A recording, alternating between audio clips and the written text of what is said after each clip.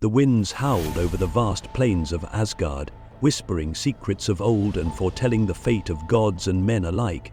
High upon his throne in Valaskjalf, Odin, the All-Father, gazed into the distance, his one eye, a reminder of his sacrifice at Mimir's well, burning with the weight of knowledge. Though he had already surrendered much in his relentless pursuit of wisdom, the visions he had seen only deepened his hunger for understanding. The threads of fate wove a tale of Ragnarok, the twilight of the gods, and he knew that without further knowledge Asgard would fall. Signs of impending doom haunted him: the growing unrest among the giants of Jotunheim, the whispers of betrayal among the gods, the weakening chains of the great wolf Fenrir, and the Midgard serpent coiling beneath the ocean, growing ever larger. Fire engulfed the branches of Yggdrasil in his visions, yet amidst the chaos he glimpsed a sliver of hope, a path to altering destiny. The wisdom of Mimir's well had granted him insight, but the runes held deeper secrets, their power transcending time itself. Rising from his throne, Odin strode through the great halls of Asgard, passing Thor reveling with the Einherjar, nodding at Frigg, who sensed his burden, until he reached the roots of Yggdrasil. There, at the well of Urd, the Norns awaited him. They did not look up, for they knew why he had come. "We cannot change what is woven," Urd spoke. "The threads are set," Verdandi added. "But knowledge is yours to seek," Skuld finished. Odin did not ask to change fate, only to understand it. "How do I claim the runes?" he asked. "The runes are not given, they are earned," Urd replied. Verdandi gestured toward Yggdrasil. "You must hang from the tree for 9 days and 9 nights, without food, without water, without aid. Only when you embrace death will the runes reveal themselves." Without hesitation, Odin ascended the great tree, driving his own spear, Gungnir, through his body. For 9 days and 9 nights, he hung between life and death, his mind drifting, seeing visions of Ragnarok's horror. And then, on the 9th night, the runes appeared, glowing in the darkness, revealing their secrets. He reached out, grasping their essence, pulling them into his soul, and in that moment, he understood.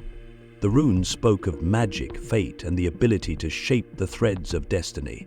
Odin fell from the tree, broken but transformed, the master of wisdom, the keeper of secrets.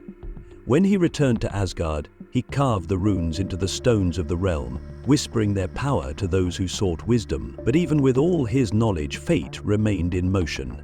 Loki's schemes grew bolder, the giants stirred, and the wolves of prophecy grew restless. Odin knew his quest for knowledge could never end. Disguised as a wanderer, he roamed the realms, seeking more wisdom, knowing that power fades, strength weakens, but wisdom endures.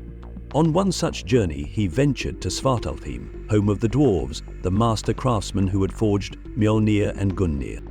There he learned of the mead of poetry, stolen by the giant Satun and hidden in a mountain, guarded by his daughter Gunnlod.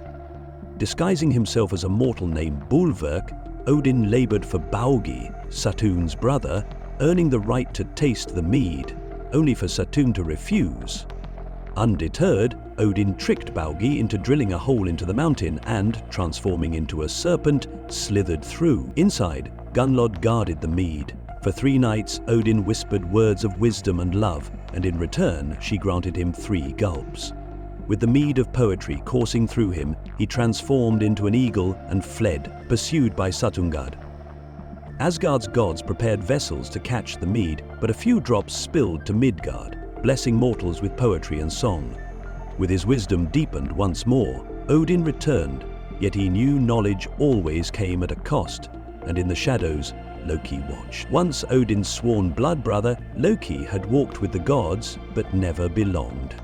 He too had visions of Ragnarok, of Odin's fall, of a world consumed by fire and ice. Unlike Odin, he did not seek to understand fate, he sought to control it.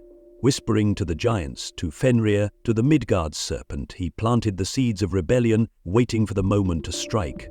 But Odin had foreseen this and did not stop him, for wisdom was not about control, but understanding. Even after claiming the runes and the mead, one place remained where Odin had yet to seek knowledge: Helheim, the realm of the dead, ruled by Loki's daughter, Hel.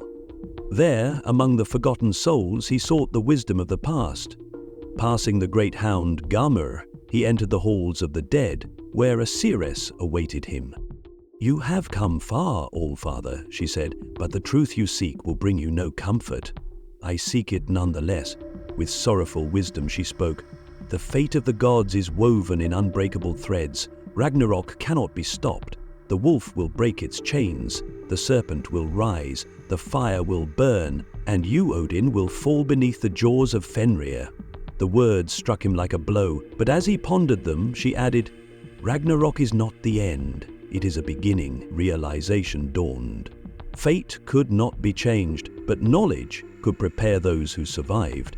And so he returned to Asgard, understanding that his wisdom must endure beyond him. The signs of Ragnarok grew undeniable.